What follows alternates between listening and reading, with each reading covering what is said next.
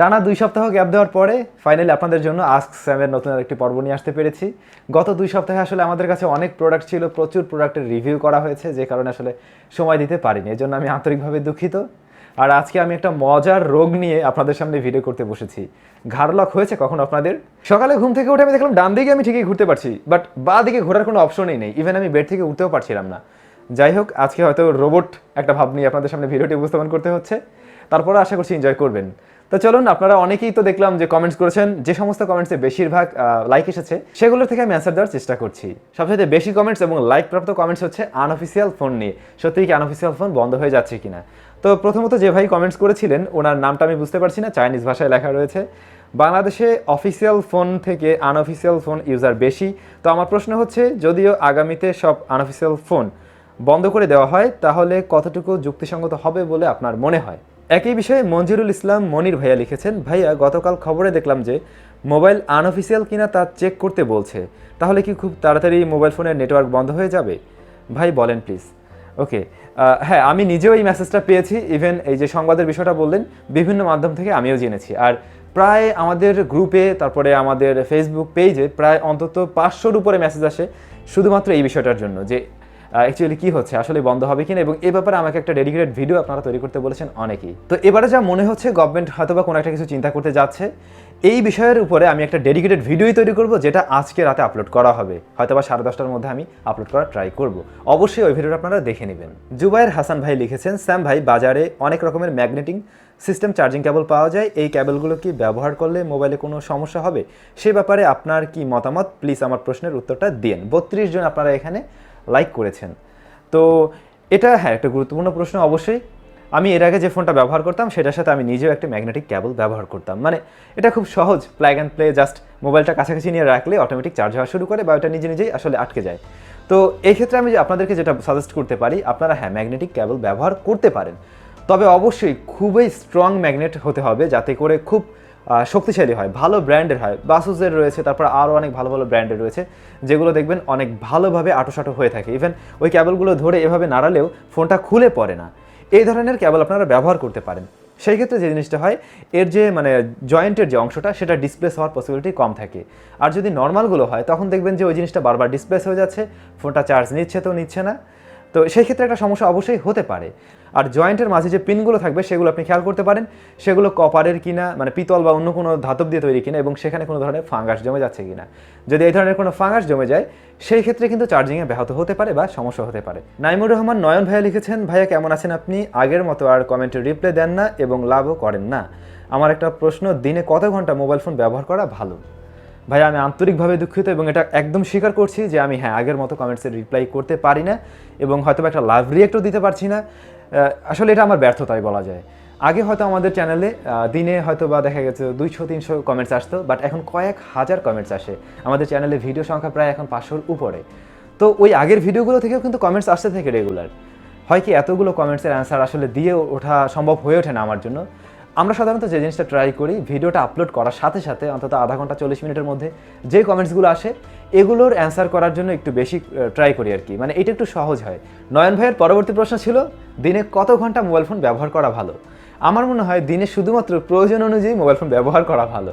যত কম থাকবেন এটাতে ততই ভালো। আপনি দেখুন, অনেক সময় আপনি আপনার পরিবারকেও ঠিকভাবে সময় দিতে পারছেন না আপনার স্মার্টফোনটির জন্য। একই সাথে আমরা অনেক বেশি টাইম যদি মানে মোবাইল ফোনের স্ক্রিনের দিকে তাকিয়ে থাকি, সেটা আমাদের চোখের জন্য ক্ষতি। তারপর মোবাইল ফোনে তো রেডিয়েশন রয়েছেই। সো এটা যত কম ব্যবহার করা যায় সব দিক থেকেই ভালো, ইভেন আপনার মোবাইল ফোনটির জন্যও ভালো। এমডি মতিউর রহমান ভাই লিখেছেন, ভাই আমি দেশের বাইরে থেকে একটা ফোন আনতে চাই, এখন এই ফোনটা কি আমাদের দেশে অফিসিয়াল এবং আনঅফিসিয়াল এই সমস্যার কারণে বন্ধ হয়ে যাবে নাকি চলবে? ওয়েল, বাইরে থেকে একটা ফোন যখন আপনি নিয়ে আসবেন, এটা অবশ্যই আনঅফিসিয়াল হিসাবে আমাদের দেশে কাউন্ট হবে। এবারে সেটা বন্ধ হয়ে যাবে কিনা এটার উপরে কোনো ধরনের নির্দেশ থাকলে অবশ্যই সেটা জানতে পারবেন, তবে এই মুহূর্তে এখন পর্যন্ত কোনো ধরনের নির্দেশ নেই।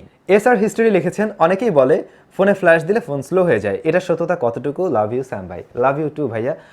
এটার সত্যতা রয়েছে যদি কিনা আপনি এইটা মিন করে থাকেন যে ফোনে আপনার নতুন কোনো আপডেট আসলো, অনেক পুরনো ফোনে সাধারণত যেটা হয়, ওই আপডেট দিলে পরে ফোনটা স্লো হয়ে যায়। এখন ফ্ল্যাশ করা বলতে যদি আপনি এটা বুঝিয়ে থাকেন তাহলে বলবো হ্যাঁ, এটা অনেকটা সময় এরকম হয়ে থাকে। পুরানো ফোনগুলোর ক্ষেত্রে বিশেষ করে আমরা এটা লক্ষ্য করেছি। এটা করা হয় সাধারণত ফোনগুলোর ব্যাটারি যখন পারফরমেন্স কম দেখায় তখন আসলে এর ওভারঅল পারফরমেন্স একটু ডাউন করে দিয়ে ব্যাটারি পারফরমেন্সটাকে একটু ব্যালেন্স করার ট্রাই করা হয়। এছাড়া অনেক বিষয় রয়েছে, কিন্তু আপনি যদি ফ্ল্যাশ করা বলতে এটা বুঝান যে এটা বুটিং হচ্ছে না, ওই ফোনটাকে আপনি চাচ্ছেন ফ্ল্যাশের মাধ্যমে নতুন বুট করার জন্য বা তার মধ্যে নতুন করে সফটওয়্যার দিতে, সেই ক্ষেত্রে হয়তো বা বিষয়টা অন্যরকম। সাব্বির সাকিব ভাইয়া লিখেছেন, ফাস্ট চার্জার দিয়ে চার্জ দিলে ফোন গরম হয়ে যায়, এটা কি কোনো সমস্যা নাকি স্বাভাবিক বিষয়? ফাস্ট চার্জার দিয়ে কি নর্মাল ফোনে চার্জ দেওয়া যাবে? প্লিজ জানাবেন। এখানেও আপনারা অনেকে লাইক করেছেন এবং গুরুত্বপূর্ণ একটি প্রশ্ন। তো ফাস্ট চার্জার দিয়ে ফোন চার্জ করলে একটু গরম হয়, এটা স্বাভাবিক, কারণ ওইখানে একটু মানে বেশি তো প্রেশার দিয়ে চার্জ করা হচ্ছে। তো যে ফোনটার মাঝে আসলে ফাস্ট চার্জিং নেওয়ার মতো ক্ষমতা রয়েছে এবং তার বক্সে যে চার্জারটি দিয়ে দেওয়া হয়েছে সেটা ফাস্ট চার্জার হতে পারে, সেটা দিয়ে যদি আপনি চার্জ করেন ওই ফোনটা, তাহলে সমস্যা হওয়ার পসিবিলিটি নেই। মানে এখনকার টেকনোলজিটা ওরকম হয়ে গিয়েছে, ওই ফোনটার সাথে ওটা স্বাভাবিক, হয়তো একটু গরম হচ্ছে বাট এটাতে সমস্যা হবে না। এবারে দ্বিতীয় নম্বর প্রশ্ন ছিল, নর্মাল ফোনকে ফাস্ট চার্জার দিয়ে চার্জ করলে সমস্যা হবে কিনা। ফাস্ট চার্জারের মধ্যে কিছু চার্জার রয়েছে যেগুলোতে মানে সবভাবে ব্যালেন্স করতে পারে। যে ফোনগুলো ফাস্ট চার্জিং সিস্টেম সাপোর্ট করে না সেগুলোকেও চার্জ করা যায়, আবার যেগুলো কিনা ফাস্ট চার্জিং সিস্টেম সাপোর্ট করে সেগুলোকেও চার্জ দেওয়া যায়। ওইটার সাথে কানেক্ট করলে অটোমেটিক সে তখন বেশি বুস্টিং করবে, আর যেটাতে ফাস্ট চার্জিং সিস্টেম সাপোর্ট করে না সেটাতে সে কমেই দিবে। তবে এমন কিছু চার্জারও রয়েছে যেটাতে একটা ফিক্সড মানে জাস্ট একটা লেভেলে সে চার্জ দেবে, সেটা ফাস্ট চার্জারই। তো সেই ক্ষেত্রে হবে কি, আপনার ওই ফোনের জন্য সেটা সমস্যা হতে পারে। ধরুন কথার কথা আপনার ফোনটা 2 অ্যাম্পিয়ার নিতে পারছে, সেইখানে আপনি যদি 4 অ্যাম্পিয়ার দিয়ে চার্জ করতে থাকেন, তখন কিন্তু এটা তার ব্যাটারির জন্য একটা সমস্যা বা ওভার প্রেশার হয়ে যাচ্ছে, সেই ক্ষেত্রে অবশ্যই এটাতে সমস্যা হতে পারে। ফয়সাল আহমেদ ভাই লিখেছেন, রিয়েলমি কেন শুধু ইন্ডিয়াতেই ভালো ফোন লঞ্চ করে কিন্তু বাংলাদেশে করে না? প্লিজ স্যাম ভাই এ বিষয়ে আপনার মতামত কি? লাভ ইউ স্যাম ভাই, লাভ ইউ টু ভাইয়া। এই বিষয়ে মতামতটা হলো, রিয়েলমি বাংলাদেশে মাত্রই এসেছে, তো তারা হয়তো মার্কেট যাচাই করছে কী অবস্থা। তবে আমার যা মনে হয় অতি শীঘ্রই তাদের ভালো ফোন নিয়ে আসা উচিত, এবং এ ব্যাপারে আমরাও কথা বলেছি অলরেডি যে আপনারা মার্কেটে টিকতে হলে অবশ্যই ভালো ফোন আপনাদের নিয়ে আসা এই মুহূর্তেই উচিত। কারণ আপনাদের তো কমেন্টসগুলো আমরা পড়ি, আপনারা সবাই চাচ্ছেন যে রিয়েলমি অফিসিয়ালভাবে দামি ফোন, ভালো ফোন নিয়ে আসুক। দামি ফোন হোক, হয়তো আপনারা তারপরও সেগুলোই কিনবেন। তো আমরা আশা করব খুব শীঘ্রই এরকম কোনো ফোন আসতে যাচ্ছে, এবং আমার বিশ্বাস আগামী মাসে আমরা হয়তো বা সেরকম কোনো ফোন পেতে যাচ্ছি তাদের পক্ষ থেকে। দেখা যাক কী হয়। মুশফিক চৌধুরী ভাইয়া লিখেছেন, ভাই আমার 3টা কোশ্চেন আছে, অ্যান্সার দিন প্লিজ।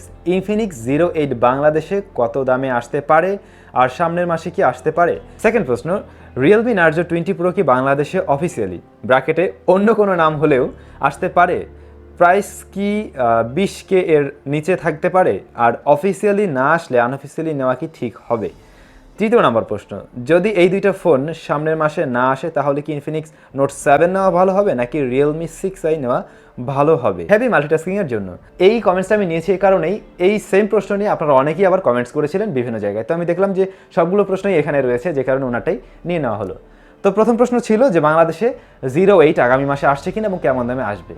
08 বাংলাদেশে আগামী মাসে আসবে কিনা এটা একদম চান্স রয়েছে 50%, মানে আসতেও পারে নাও আসতে পারে। আর দামের ব্যাপারে একদম সত্যি বলতে আমার কোনো আইডিয়া নেই, তবে আমার নিজস্ব একটা ধারণা রয়েছে, সেটা মিড রেঞ্জ বাজেটের মধ্যেই হবে, তবে সেটা হায়ার মিড রেঞ্জের মধ্যে যাবে না, একটু মোটামুটি একটা ব্যালেন্স প্রাইসে থাকা পসিবিলিটি রয়েছে। দ্বিতীয় নম্বর প্রশ্ন ছিল নার্জো 20 প্রো বা নার্জো সিরিজের ফোন বাংলাদেশে অফিসিয়ালভাবে আসবে কিনা। বাংলাদেশে অফিসিয়ালভাবে নার্জো নামে এই ফোন আসার কোনো পসিবিলিটি নেই, যদি আসেও তাহলে নাম চেঞ্জ হয়ে কিছু একটু চেঞ্জ হয়েও আসতে পারে, সেটার একটা সম্ভাবনা রয়েছে, তবে এটার সত্যতা আসলে আমি জানি না, আমি জাস্ট আমার নিজের থেকেই বললাম। আর আনঅফিসিয়ালভাবে আসলে নেবেন কিনা সে ব্যাপারে রাতের ভিডিওতে কথা হবে। 3 নম্বর প্রশ্ন ছিল যদি এই দুটো ফোন না আসে তাহলে ইনফিনিক্স নোট 7টা নেবেন নাকি রিয়েলমি 6i নেবেন। তো রিয়েলমি 6i আর নোট 7 এর মাঝে আমার মনে হয় এই দুইটার একটাও ওই সময় আর না নিয়ে একটু ওয়েট করতে পারেন, হয়তো ভালো কিছু ওই সময়ের মধ্যে আবার আসতে যাচ্ছে, মানে আমি যতটুকু যা জানি হয়তো আপনার ওই সময়ের মধ্যে ভালো কিছু আপনি হাতে পেয়ে যাবেন, সো সেটার জন্য ওয়েট করাটাই বুদ্ধিমানের কাজ হবে। হামিম আহমেদ ভাই লিখেছেন, ভাই একবার আমার প্রশ্নের উত্তর দেননি, তো প্রশ্ন হলো রিয়েলমি 5i নিব নাকি রেডমি 9 নিব, আশা করি উত্তরটা পাবো। ওয়েল, রিয়েলমি 5i নাকি রেডমি 9, আপনার বাজেট যদি একটু বেশি থাকে, নেওয়ার মতো মানে ওয়ে থাকে, তাহলে রেডমি 9টাই নিয়ে নিন। এমডি মনিম খান লিখেছেন, পোকো X3 বাংলাদেশে ঠিকঠাক দামে আসলে নিয়ে নেওয়া ভালো হবে নাকি রেডমি নোট 10 সিরিজের জন্য অপেক্ষা করা ভালো হবে। পোকো X3 যদি ভালো দামে আসে তাহলে আপনি অবশ্যই এটা নিয়ে নিতে পারেন, এমনিতে ফোনটা খারাপ নয়, মোটামুটি বেশ ভালোই, তবে যে দামে এখন পাওয়া যায় সেটা অনেক বেশি হয়ে যায়, সো দাম কমার জন্য ওয়েট করতে পারেন, এবং যদি আপনি আপনার মানে বুঝেন যে এই দামে ঠিক আছে, সেই ক্ষেত্রে আপনি অবশ্যই নিয়ে নিতে পারবেন। টেক সাপোর্ট লিখেছেন, আচ্ছা এখন প্রসেসরগুলো 7nm চলছে, পরবর্তীতে হয়তো বা 6nm হবে এবং তারপরে হয়তো 1nm আসবে, এরপরে কি হবে? ওকে, 1nm যেতে এখনও বেশ দেরি রয়েছে, আর এমনটা হতে পারে তখন গিয়ে টেকনোলজিটা একেবারেই চেঞ্জ হয়ে যেতে পারে, তখন এই এনএমের বিষয়টা মানে আমরা যেটা এখন বুঝি যে সেখানে কতগুলো ট্রানজিস্টর রয়েছে, মানে যত বেশি নিচের দিকে যাচ্ছে তত ট্রানজিস্টর ঠেসে ঠেসে দেওয়া যাচ্ছে আর কি, সো ওই সময়টাতে গিয়ে হয়তো বা টেকনোলজি চেঞ্জ হতে পারে, অন্য কিছুও চলে আসতে পারে তখন। ইশরাক চৌধুরী ভাই, আমি আগে 2 দিন প্রশ্ন করেছি কিন্তু একটার উত্তর পাইনি, তাই আশা করছি আজ আমি আমার প্রশ্নের উত্তর পাবো। আমার প্রশ্ন হচ্ছে Qualcomm Snapdragon 730G versus MediaTek Helio Z90T কোনটা সব মিলিয়ে ভালো হবে? আমার মতে সব মিলিয়ে ভালো হবে স্ন্যাপড্রাগন 730G। হয়তো আপনি মিডিয়াটেক হেলিও Z90Tতে ভালো গেমিং দেখতে পাচ্ছেন, তবে আরও অনেক বিষয় থাকে, সব কিছু মিলিয়ে 730G যেটা, এটা নেওয়াটাই বুদ্ধিমানের কাজ। সোফিয়া খাতুন উনি লিখেছেন, ভাই একজন এত বড় ইউটিউবার হিসাবে আপনি অন্য কোনো ছোট ইউটিউবারদেরকে কি পরামর্শ দিবেন? আশা করি উত্তরটা দিবেন। প্রথম কথাই হচ্ছে এখানে কেউ ছোট নয় কেউ বড় নয়। আমি এখানে কাজটা শুরু করেছিলাম আগে, বিধায় আমার চ্যানেলে এখন সাবস্ক্রাইবার হয়তো বা বেশি, যে কারণে আপনার মনে হচ্ছে আমি একজন বড় ইউটিউবার। আসলে মোটেই আমি বড় ইউটিউবার নই, জাস্ট আমার সাবস্ক্রিপশন কিছুটা বেড়েছে আপনাদের ভালোবাসায়। আর আপনি যিনি কিনা এখন ছোট বা শুরু করছেন, মানে আপনাদের মতো ছোট, তার দেখুন তার শুরুটাই কিন্তু মাত্র হলো, সো সে ছোট থাকবে, এটাই তো স্বাভাবিক। আপনি জাস্ট এখানে লেগে থাকুন, আপনি আপনার মনোযোগী হয়ে কাজ করুন, ইউটিউবে প্যাশন নিয়ে কাজ করতে থাকুন, আপনি অবশ্যই এখান থেকে সাকসেস নিয়ে আসতে পারবেন। আমার কথা একটাই, জাস্ট এখানে লেগে থাকুন এবং ভালো কিছু করার ট্রাই করুন। কাউসার হামিদ, স্যাম ভাই অনেক ভালোবাসা, মি A4 নিয়ে যদি কিছু বলতেন, অনেক কমেন্টস করেছি উত্তর পাইনি, আমি খুবই দুঃখিত যে আগের কমেন্টসের উত্তর দিতে পারিনি বলে। মি A4 এ সম্বন্ধে মতামত দিতে গেলে কোনো ধরনের কোনো মানে কিছু জানা নেই, যতদূর সময় এই ফোনটা আসবে না, আপাতত আমি এটুকুই বলতে পারি। তবে যদি কোনো আশার বাণী থাকে অবশ্যই আমি জানিয়ে দিব। শেষ করার আগে মারাত্মক একটা কমেন্টসের অ্যান্সার দিচ্ছি, যে কমেন্টসের নিচে আপনারা লাইক করেছেন প্রায় 75 জন। কমেন্টসটি করেছেন আমাদের কাজী তানভীর শাওন ভাই, উনি লিখেছেন, বিয়ের দিন তারিখ ঠিক হয়েছে স্যাম ভাই? অব্র ভাই আসবেন তোমার বিয়েতে? ওকে, বিয়ের দিন তারিখ ঠিক হয়নি, তবে এটা ঠিক আমার বিয়েতে অভ্রদা অবশ্যই আসবেন। তো বন্ধুগণ, আমি জানি আপনাদের বেশিরভাগের কমেন্টসের অ্যান্সার আমি দিতে পারিনি, যেগুলোতে বেশি লাইক ছিল সেগুলোই দেওয়ার ট্রাই করেছি। আর এত ছোট একটা ভিডিওতে আসলে অনেক বেশি কমেন্টসের অ্যান্সার নেওয়াও যায় না।